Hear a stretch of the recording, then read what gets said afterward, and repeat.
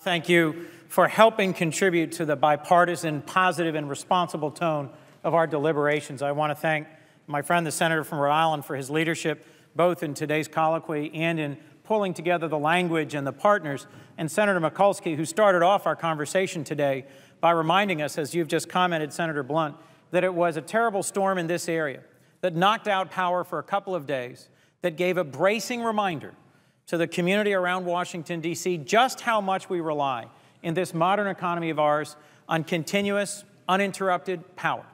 That storm was an act of God. That storm was just a random meteorological event.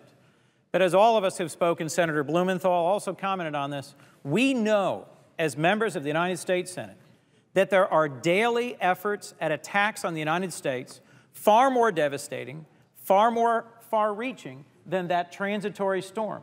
And for us not to act, for us to fail to act in a bipartisan, thoughtful, and responsible way would be the worst sort of dereliction of duty. All of us have been in secure briefings with folks from four-star and three-letter agencies with the most central roles in our intelligence community, in our national security agencies. But this isn't something that only those of us in the Congress know or only those at the higher reaches of executive branch leadership know. This is now broadly, publicly well known. The water's rising, the storms are coming, and we need to incentivize the private sector that is responsible for running most of our essential infrastructure to man the barricades, to fill the sandbags, and to take on the responsibility in a thoughtful, balanced, and responsible way of preparing for the wave of highly effective cyber attacks that are currently underway and that will crescendo soon. We've heard public comments that are remarkable. The chairman of the Joint Chiefs, General Dempsey, has said that an effective cyber attack could literally stop society in its tracks. As Senator Blunt just mentioned, as a county executive, I was responsible for emergency response, and all over this country, cities and counties and states are trying to understand how to prepare for the consequences of a cyber attack. We're not talking about trying to craft legislation that would deal with every possible cyber harm, every possible cyber crime. We're talking about those few incidents that would likely be driven by a nation state or by an incredibly advanced and sophisticated terrorist group that would strike at the very heart of what makes our modern society vibrant and that would have mass casualty consequences, dramatic impact on our economy, or wipe out whole sectors for days or weeks, such as a failure of the power grid. This isn't exotic. We just had another public hearing on the Energy and Natural Resources Committee, and we're warned yet again of what the Department of Homeland Security documented back in 2007 in their Aurora exercise, that our power grid, nationally interconnected, vital to the modern economy, is fragile, is vulnerable to cyber attacks. We've seen this unfold overseas. The small Baltic nation of Estonia was the victim of a comprehensive cyber attack.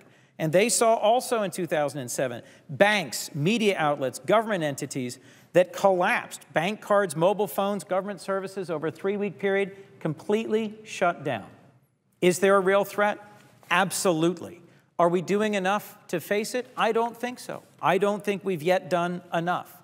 There's legislation that's been brought forward by a whole group of senators, led by Senators Lieberman and Collins, that I hope this body will turn to in the days ahead and find ways to balance.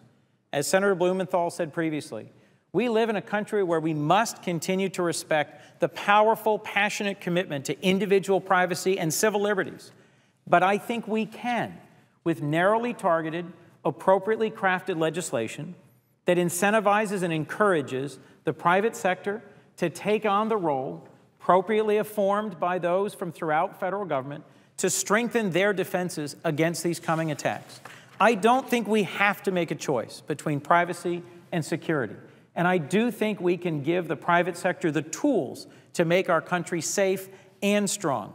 But those who view new cyber regulations as onerous, as burdensome, as overly expensive for the private sector, or as threatening needlessly our privacy, have an obligation to come forward with a credible alternative before it is too late.